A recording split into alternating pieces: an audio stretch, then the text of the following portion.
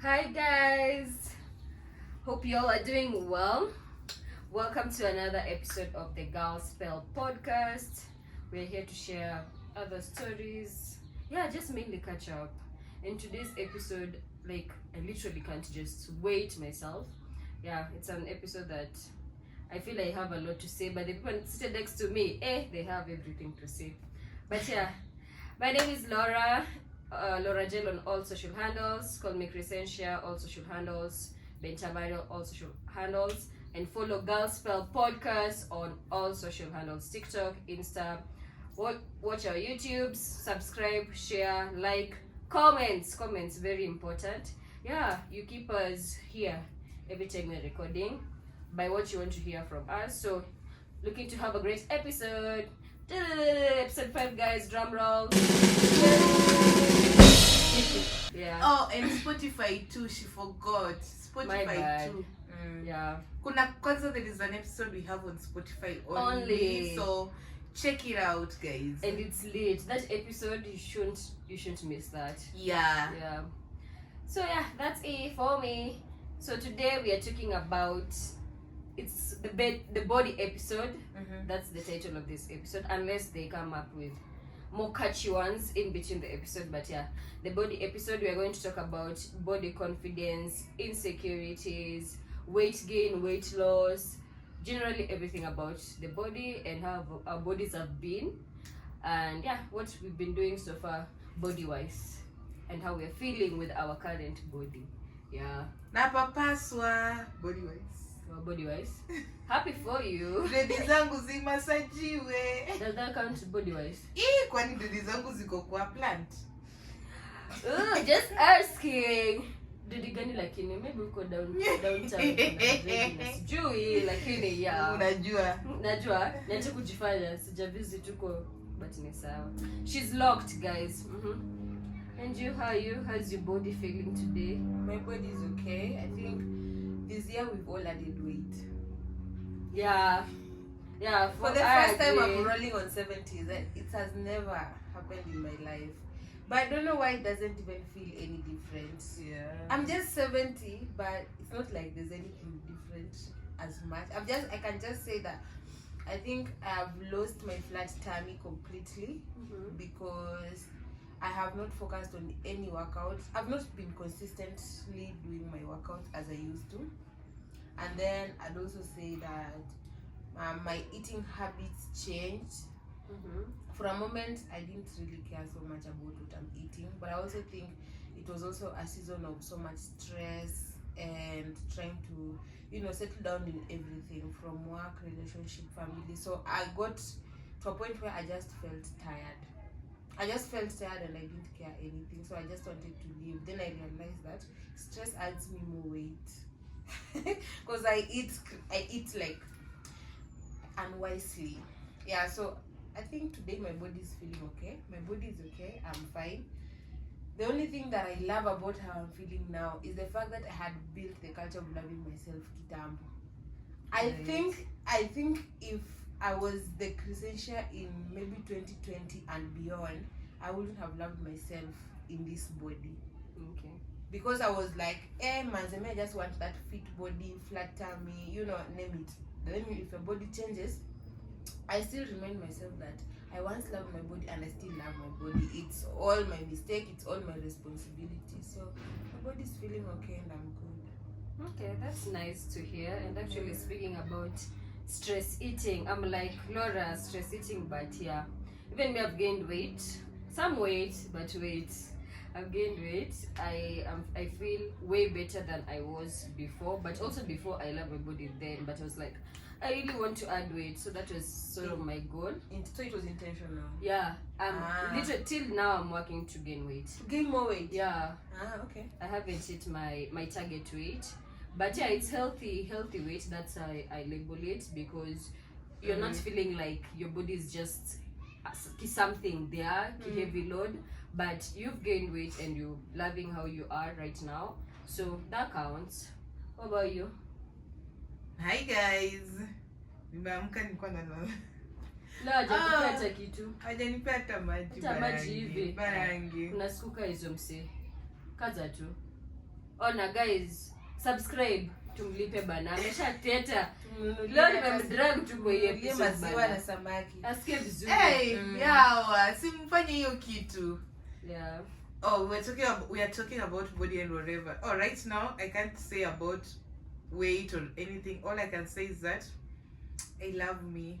Aww. I love this me, and as a girl, you know how things change with your body and everything and so on. There is a minute you are like, oh, whatever, but I've come to learn and to be like, this whole body is carrying me. This thing is the one that is keeping me going. So whether the weight goes up or goes down, right now I'm like, thank you, bitch. Like, look at you. Tulale, tulane. Man, you just said your body is carrying you, and this week something weird happened to me.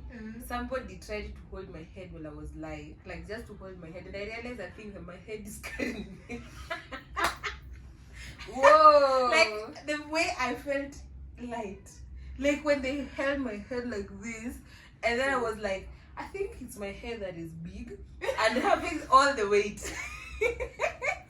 Masema kaza tu kichwa yako hivi kidogo. Nikiweza tu kichwa yangu, I think nitabaki na less than 60 kg. So God damn it. So I think like I felt like my head was the one that was carrying all the weight. And I was like, I could do that again. Let me just do that again. I want to feel something. And then they did again. I was like, oh my god. Feels nice. So like if someone is pregnant, and I've not experienced, but you see those pregnant women and maybe the husband comes and try to help them, you know, and they just feel light. Oh my god. That was a to kapo akishikilia. So that's what I felt in my head. Man. It was like man. Akirudi kusonga zile vitu zenye alikuwa anasonga 2020. Hiyo Michango ID. Sijui. Wacha. Stuff. Sasa kitu itakuwa like kitu ni gunia. Okay. That is. Tell me a time when you've been insecure about your body. Even if it is in your teens, in your 20, whatever. A time when you felt insecure. I'll go tea. first. You want tea, guys? Yeah, tea. Okay. Honestly, me, I didn't know bodies should look a certain type of way. Which is also not true up until now. Like if somebody has told you that nini. So me, I grew up knowing I'm perfectly okay and whatever. Until I think it was in 2016. I was around 16 years old thereabout. So you know you are in that age, and then I hadn't like had anyone or whatever talk about all those things nini. I wasn't obsessed with looking this type of ways to do what because me I was just living. And then that's 2016 or 2015, yeah. There was like an aunt of mine, she had a daughter, and then the daughter had a kid. So like, because it was long holiday, let me label it that way, because it requires holidays are 2 months, I was still in high school.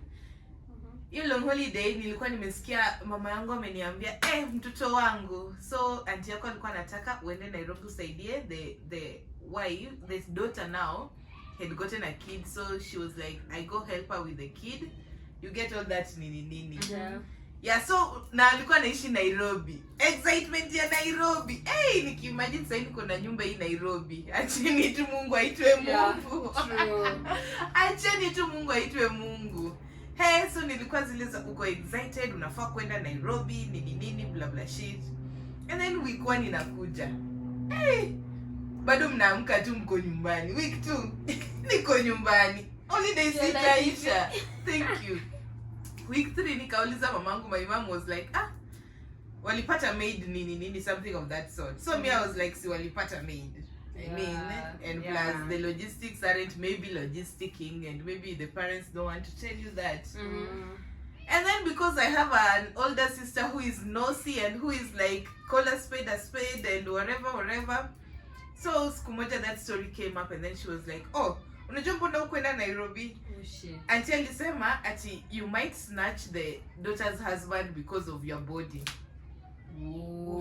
And that's the family we are all seated here expecting them to be like, you're doing great, your body's giving, oh shit.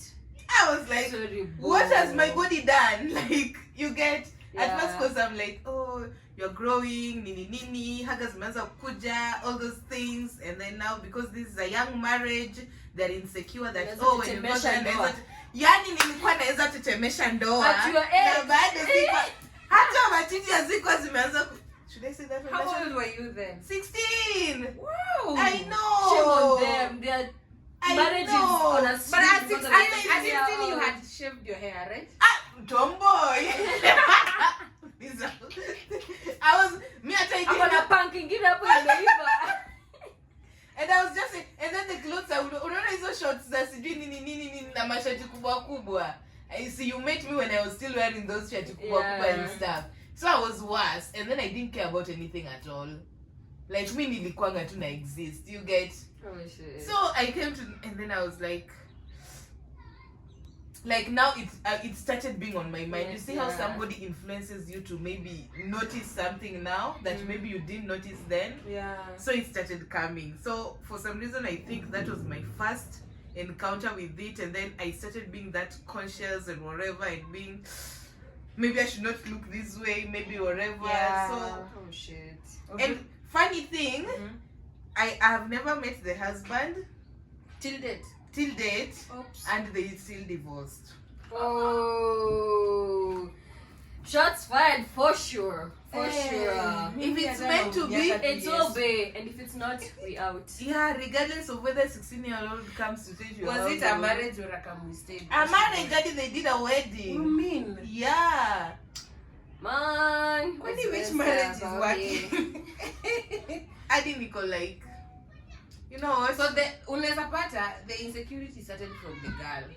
Yeah, maybe Yeah, the man's It own may is have even- been a lot of things contributing to that divorce. Yeah. But if kama angekata like But uende why would because of she- your body. But also I think such it's a also 16-year-old girl. it's also my aunt has been so obsessed with how I look, because even in 2022 we had a function at home, I guess, and then when I went to greet her first statement was like, "Sai umekonda unakaa vizuri." Like Me, you know, by the way, You ukinona, feel- people always have something to say. People talk Ukinona umenona sana. regardless. I want to call out a celebrity that I've been loving her fitness journey lately, Pretty Vichy. You see the way Pretty Vichy was like thick, Yeah, big, yeah. and then she decided to lose weight and work Yeah. on her body. Sasa unasikia watu na wengine wana comment, sasa imetosha, wachia Yeah, hapo. Sasa yeah. unaanza kukonda sana. And I'm like, people always have something Something to to say say. about your body. And that's why you You really need to- need to love yourself. yeah, Yani love yourself. Season. Because you can't control what people say. exactly. You can only control how you take it and how you Yeah, react. yeah. So you'd rather love yourself and really know who you are and love yourself the way you are. Hata hizo zingine zikikuja zitakuwa zinaingia na huku zikitoka na huku, so you don't really like care. But right now I'm on the lookout for her. I want to see if she ever talks to my little sister or my younger cousins about that. Siku moja Utamuokota nitamwokota vibaya, by the way, because I'm like, these are the young people. These are like there are some things you need you need to see the audience you are telling them. Like kama sisi sahi, if you tell us such a thing, we'll be like, bro, I think you are projecting your you problem to us. But trust me, millennials don't even recognize that. And you that's are why just I'm always millennial. saying- You are turning past me. Yeah, that boomers or generation whatever, they really don't get the fact Yeah. that there are certain things, there are just certain words you really need to be careful before you speak about them with somebody who's young, or not even somebody who's young, Anybody, anyone. And hata mimi na realizing at home, there are people who just talk like Yeah, wanaongea ni kama yamo yao dog like amejaribu kusema wanaongea wanaongea tu in short. like wanaongea tu, it's like I don't know, they just talk, they don't care what words come out of their mouth, and then they feel good about themselves, like they just talk, and sometimes I look at them and I just get tired. Yeah, So I think mm-hmm. it should be more of a personal war than the other person. As much as Yeah. you just love yourself so much, but pia kumwokota ni sawa, ndio ajue lens. Yeah, and also But you I need don't to understand recognize it will depend with the lens you see, because me nowadays I see people who want to see you through their own lens, like you get, because now I've been consistently posting about working out, when I went home, somebody just asked me, mbona hujakonda and you keep going to the gym? So Kwani I was watu wanaenda gym ndio wakonde? wakonde, exactly. Oh my God, I was this like, makes me babe, mad. I think you need to nini, but that is a you problem now. Like, My guy better tell someone, you just need exposure. yeah. For life, Oh. yeah? For real, Yeah. for real, you really need some exposure. You really need Hivyo some tu exposure. namenyamaza na nenda na maisha yake. Because you have to ask someone, Filtered. what has been your goal? What blah blah shit nini. But Imagine- because you don't know, you are just like, because wewe unataka kukonda na unataka kuona kama mimi inanifanyia, so you are surprised because it's not happening to me. What you expect the gym to do to you? What you expect the gym to do and you're not even going Ah. anyway. Yeah. Stop projecting your Projection. insecurities on somebody else. Babe, it's not worth it. We just started this podcast and we are already fighting. We are not fighting. We I are calling think, like, out people who Yeah, we're already calling out names and how we are mad. But I think it's true because I also remember in around Juzi Kitambo Kiasi when now I was so consistent in the gym. My ablines were, I was there, my muscles, my biceps, many things were building and you could literally see this girl and know, hey, she's an athlete or she's really working out. And I remember somebody, actually a family member, was like, hey, nasi umefanya sana unaenda kukaa mwanaume. And I'm like, nilinyamaza nilicheka tu like ile hakuna shida kuwa mwanaume. Akasema mimi nami fitness ilinishinda wadi hizo nimewaachia. And I was like okay. And then later now after you see, okay, later now after now my body is nice, I fit well on outfits na alikuwa amezaa. So mguu yake ikaanza kufura and everything. So do you know the first person who reached out to me ni mwandikie fitness routine. Akiniambia akiuye siku hizi mgongo inaniuma, sijui mguu inakaje. Can you write for me some exercises zenye naweza fanya? But I thought I was almost looking like a man and like my exercise look like for a man you too. was not. Well, you want to look like a man too. I mean, enjoy your back pains and your swollen legs in peace. Whoa. You know, like honestly, like just embrace your body the way it is because fitness imekushinda. I mean, embrace it the way it is. And then nikakuja realize too, like people just speak. You know, when somebody speaks about your body negatively, it is an insecurity that they themselves are projecting. Like they're struggling with that, so they're trying to project it on you. To make it's them a feel them better. problem. They're in their moment of having insecurity with their body, and they're trying to make you feel the same. Don't let them have power over you, babe. And keep doing what you're doing for your body. Even Yeah. if you're waking up every day to walk, to run, to skip a rope, to eat well. Like, so long as you're making a move to have a better body, just continue doing it. Trust me, your journey kila mtu atakuwa na critique akisema, no, unafanya nini? And even if you live with people and you're choosing not to use sugar and everyone else in the house is using sugar.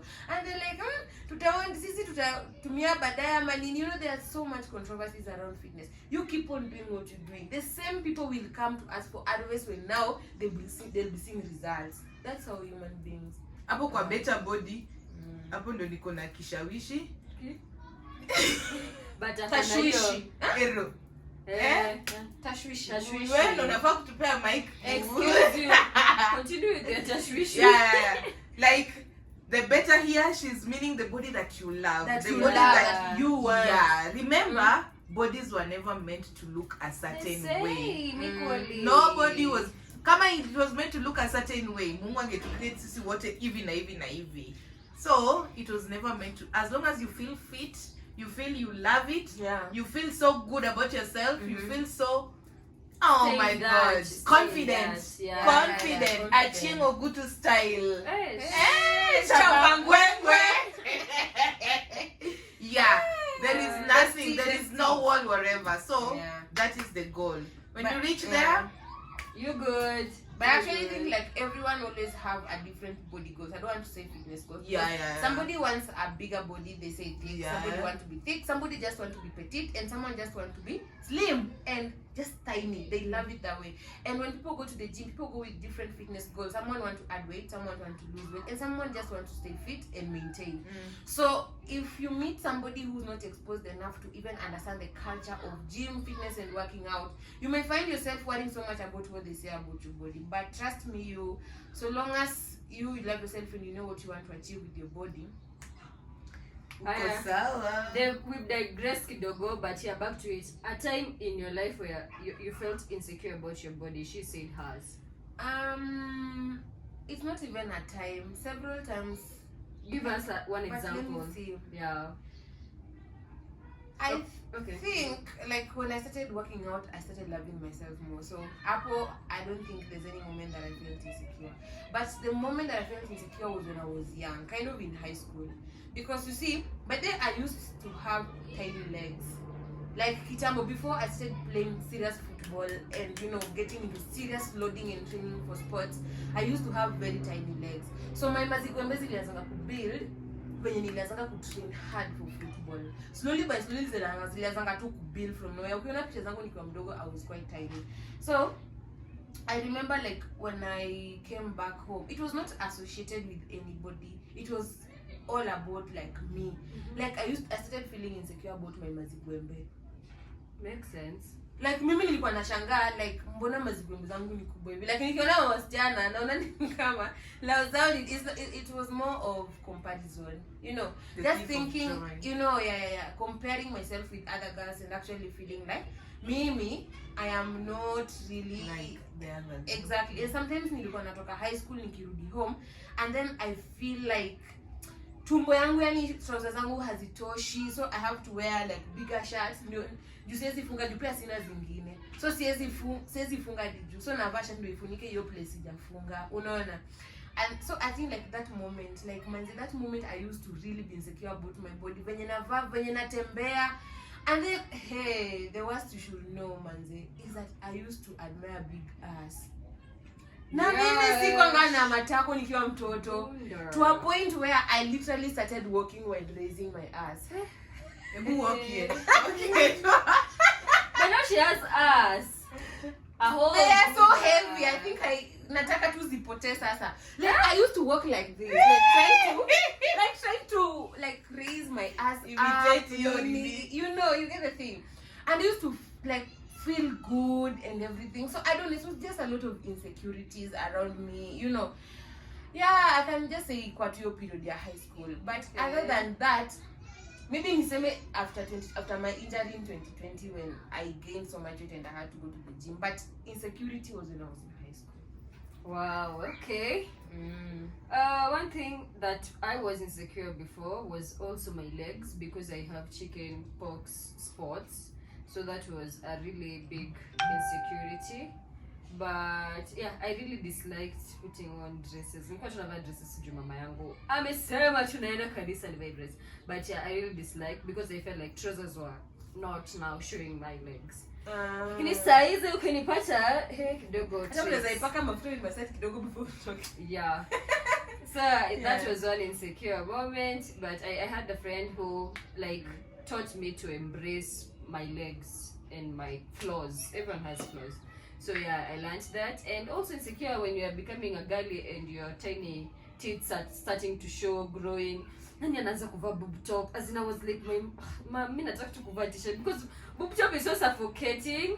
And then the boys in school are like, your tits. I'm like, oh shit, I hate growing. That was in high school? No, in primary. Me, I started wearing bras and those boots that talking about. No, so the issue started in primary, closing class 8, and then now mnaenda shopping your form 1. I was with my dad, and then obviously my dad was like, you're growing. I'm like, man, I don't want to have this conversation with you. I want my mom. And then he was like, okay, go have your mom. And then now we're shopping with my mom boob tips. I'm like, who's gonna put on this? Like, I don't want to put them on. But yeah, we say we go to bras. I'm like, ew. Me, I was actually excited to put the boob tops on. No, because maybe it was also because from primary as well. Yeah, from primary. Yeah, they were not grown, so my mother was like, there is no point. But I wanted to because maybe a higher population of my primary was girls. And they were putting them on. So they had them, and then I thought that they looked so cool when we used to wear blouse and skirts, so white blouse, you know how the boob tops they show. So I just felt that it felt so good, but I felt bra were not comfortable and not ew, like I didn't Adi were little in that relationship with bras, so. But I really wanted to wear boob tops. When you zilianza tu ndang, nikasema Nayo reason for shopping book. Twende kaende. Alafu there were these cute ones with, I don't know, Flower, and I used to see my friends with those in high school. Me, I had very tiny teeth until nikakuja campus. I started wearing bras and knees in campo first year. Hapo ndo nilishopata for some. But in high school, actually I think my teammates used to make fun of me. Like unajua venye nilikuwa na bangu ya ball, alafu my teeth are small, then so my teeth are just so like, and so you know what my teammates used to do? Actually, by the way, you guys are silly. So they used to massage my teeth like this so they relax. So that zisitoke nje ya jazi. Unaona, because everyone's attention will be there. So that's where I learned that if you want your teeth to relax, ziko pointed, you massage them kidogo even on the nipples. And they relax kiasi. Somebody should take notes. Because honestly, they used to do that. So I don't know. Mimi, I was a latecomer in terms of growing up, puberty, name it, adolescence. I was such a latecomer. So I never really shopped for anything like boob top. As it was mandatory when you were joining high school. Yeah, it was literally. If I told you how I joined high school, despite the fact that everything was mandatory, you'd laugh your ass off. My father said, "You're going to read or you're going to wear a night dress." Kwanza nilikuwa nimetandika 3 night dresses. Moja kwa jimu. Why was Nyavera girls doing that? Imagine my dad took me to school na box yenye imebeba vitabu sijui mbili na nini. Akasema tunaenda na akakaa hapa akasema, "Sasa mnataka kunirudisha nyumbani juu mtoto ana night dress." Basi munirudishe nyumbani. Feel ndio yeye nimebeba lakini night dress sina. I was admitted to school without anything. Literally girls matron won't. Sisi my dad, in fact that was the first time I was known. Nilianza kujulikana hiyo siku ya admission because of my father. So nothing was bought for me, honestly. So that's just showing even us we've had insecurities. But yeah, here we are loving our body the way we are, where we are at with our bodies, and insecurities are there. Nani amesema utafika 30 usiko like but now they're not more of insecurities, they're like peaks. Like, can I change this? But yeah, can I not? Can I do something about it? But yeah, we've had insecurities and I've loved hearing the two stories. So change of scenarios. But before you change, there's something all of us have mentioned. You were once a tomboy. I was a tomboy even up to campus. Mpaka nimemaliza campus, I was a tomboy. For me, campus hadi which year? I think second or I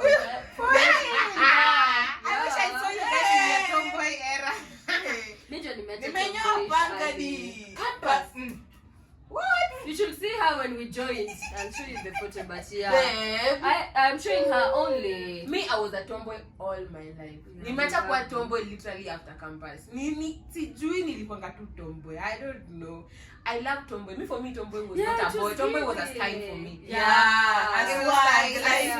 And it was any ilikuwa na fit too fiti unakaa tu poa. I think I was giving tomboy because I wanted to tap into more of masculine. I don't want to kukua tumsichana was just like that's too much for me to handle. Too much work.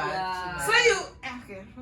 But anyway, how did you feel when you were tomboy? Me, I felt free. Like I just felt so free. You know the way dresses, you have to fix yourself for sitting down. When you're walking in high heels, you have to change your walking style. And now you have to all the girly things. Life was do makeup and put the makeup out. Honestly, tomboy, that's too big.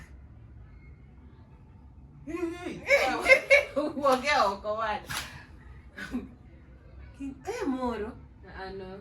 They're good. Okay. That's just a fly. So, for me, tomboy was a style that was very free and I really loved it and I embraced it. I think, the freedom for me too. Yeah. Freedom, because, as in, being with the girlie was just a lot of things. So, when did you hanging start out with the boy? I think me, I have been that because from primary I've been playing football. I've always been the girl with the boys group. Yes. Primary mwalimu wetu alikuwa wasichana wote wako class lakini mimi niko na vijana wote nje tulikuwa tunacheza ball. But there was a guy who was vice versa. I think his name was Derek. He was tiny and then he used to play kati. So naona class kuna boy moja mwenye ako on time with all the other chillers and then the other side I'm not sure. But yeah, I'm not sure. But he was fun too. And then now I'm with the boys outside because I was late playing football with them.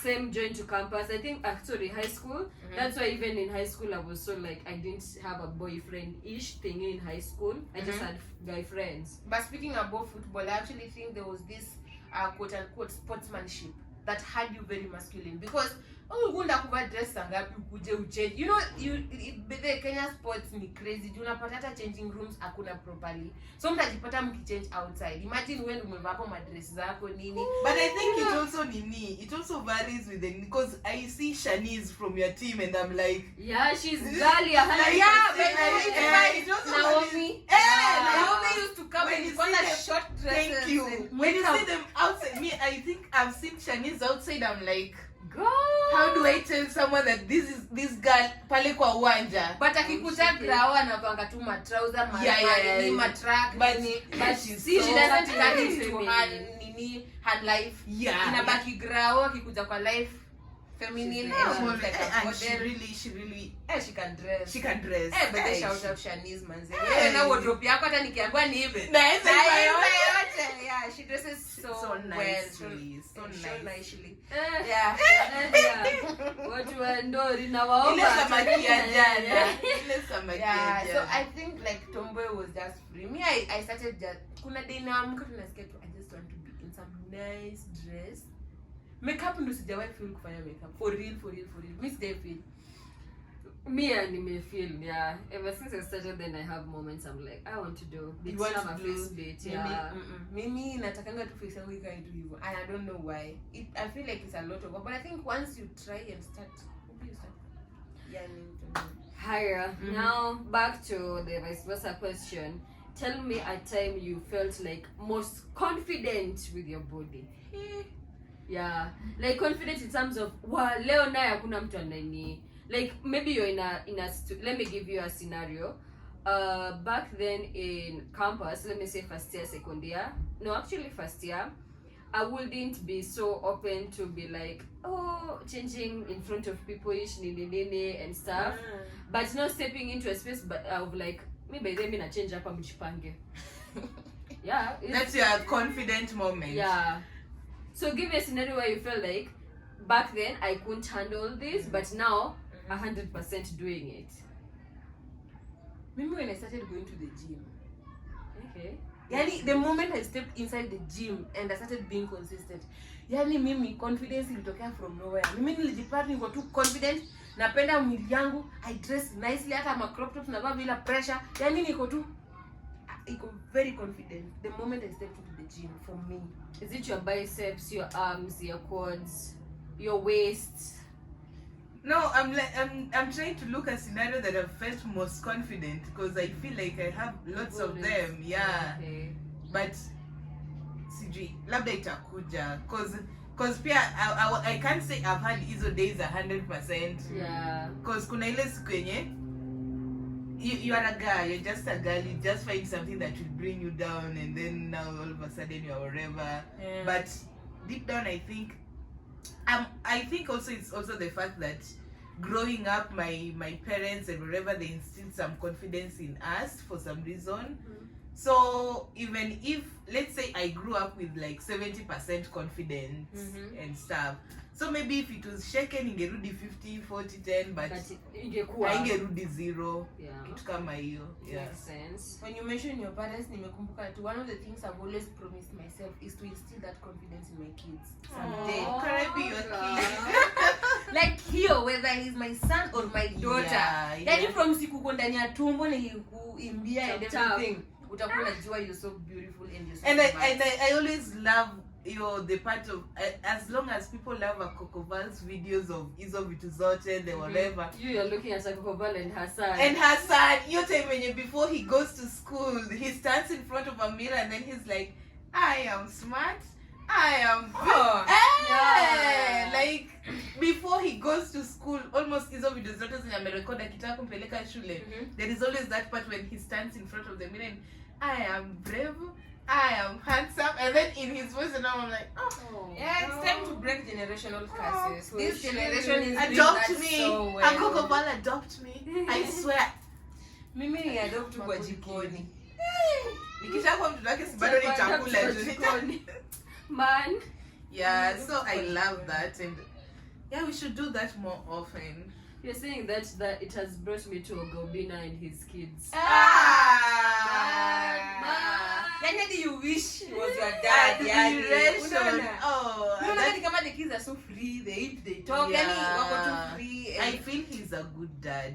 Yeah, despite all the flaws and every other thing, I think he's a good dad.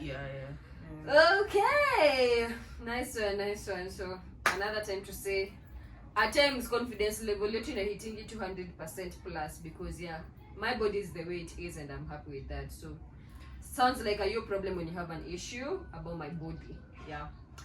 And weight loss, weight gain. What's the lowest you've weighed? The lowest I've weighed mimi. Kitambo sikuanga napima weight. Na nilikuanga mdogo. But nilianza kupima weight, I think nimewahi kuwa 53. Okay, 53 before nikaanza kupima weight. And the highest you've weighed? I think 74. Woman! I've lost weight. I was 74, now I'm 70. Okay, and you? Which age are you talking about? Lowest you can recall you've weighed. Because I think mimi tangu primary, I've had I had cousins, like we are close, we are like a month apart. So all through primary we've grown together. You see that nini, and she's tiny. You guys recall her Rachel? Yeah. She's tiny, like literally. You've met her once. She's tiny and all those things. So all along me, I've been nimekuwa na kamwili, like you get. So it didn't whatever until maybe niseme the first time I was weighing myself. Weighing myself, because pia hosi sijaenda sana, God asante. Thank God. Was hizo donations za blood high school.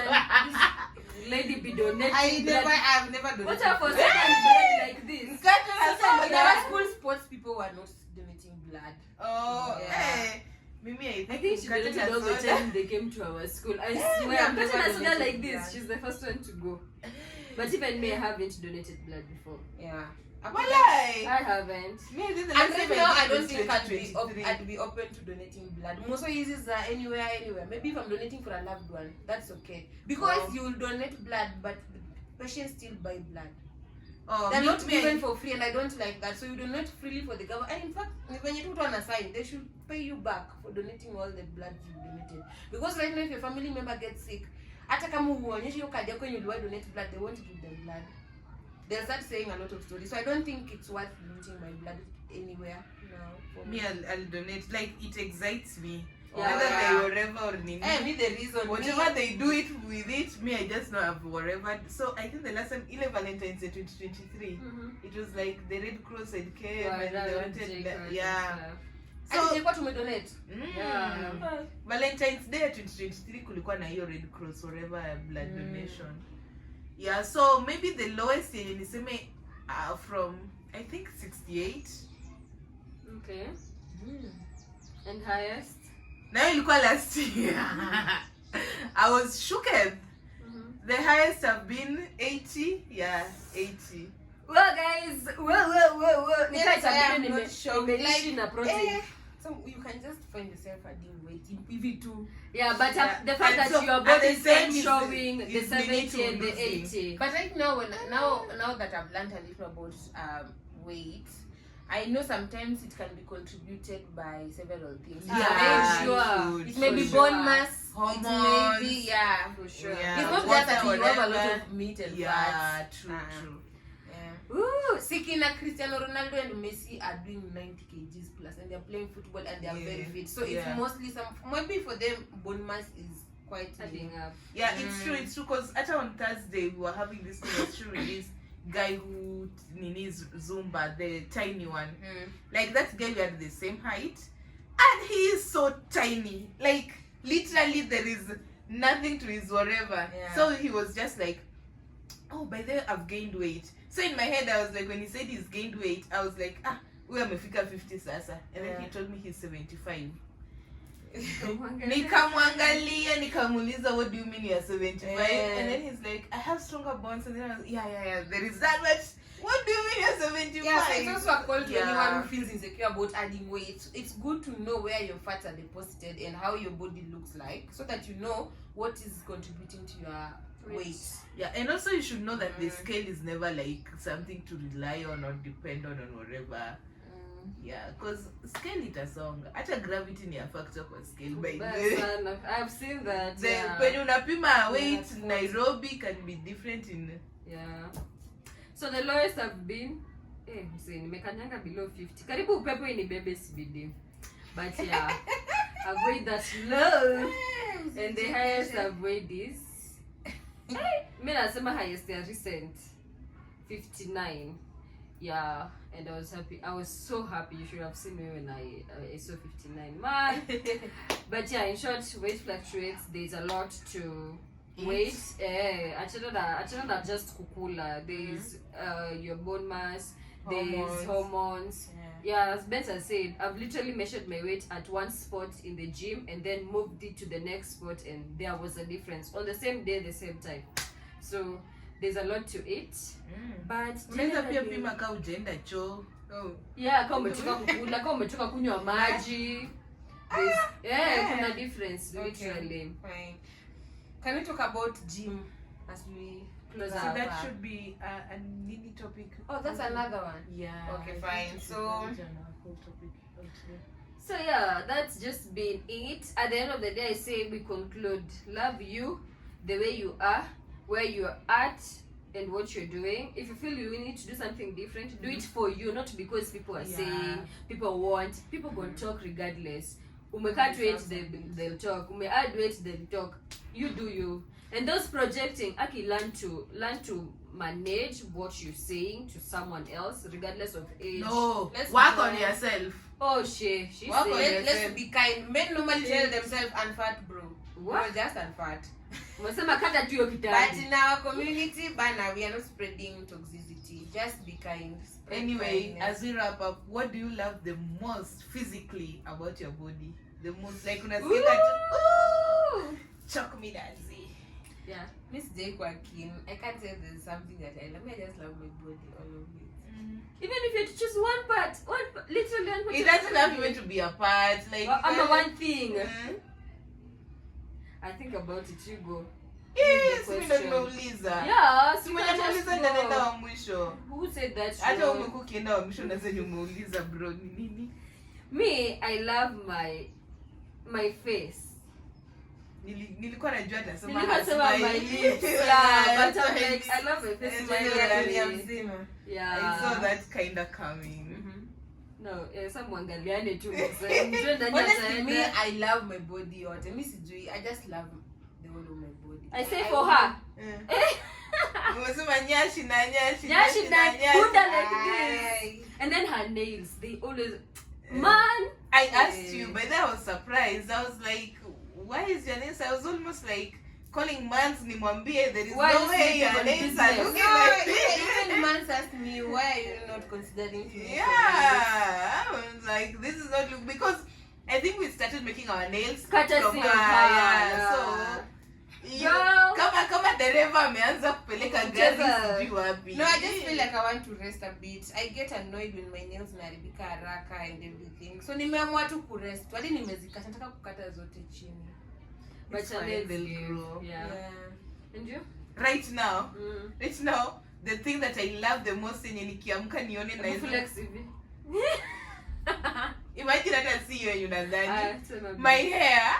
Oh, but yeah. Because it's something that took me so long to grow to love. When you make pamba, umeka mavitu. Hadi kuna unajisikia kiamka asubuhi akwambia, imagine nywele yangu inafika hadi kwa uso yangu. Before I call this kipino, how am I supposed to call it? Before I abuse, just tell me. Just use whatever you want to use. Like this to kipino, what have you done to it? It's so good. Yeah, I just put it and then I DIY'd up. Easy to fit.